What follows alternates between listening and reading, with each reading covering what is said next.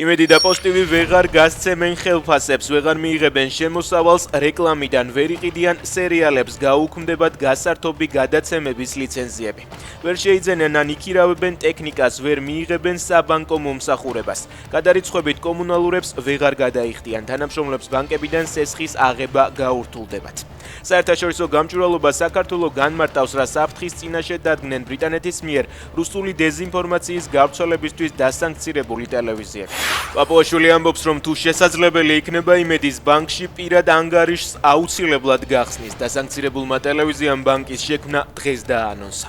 ექსპერტები კი განმარტავენ, რომ ასეთი რამ აბსურდი და კანონით დაუშვებელია. ეროვნული ბანკი ამაზე ლიცენზიას ვერ გასცემს, რადგან ეს სანქციების გვერდის ავლაში ჩაითვლება. 4 მუნიციპალიტეტის სასამართლო 5 თვეა არკვევს, ვისი განსახილველია გორის გვირაბთან შედგენილი ოქმი. კასპელმა მძღოლმა ქვითარი გორის სასამართლოში გაასაჩივრა, თუმცა სასამართლომ საჩივარი ქარელის მაგისტრ მოსამართლესთან გადაამისამართა.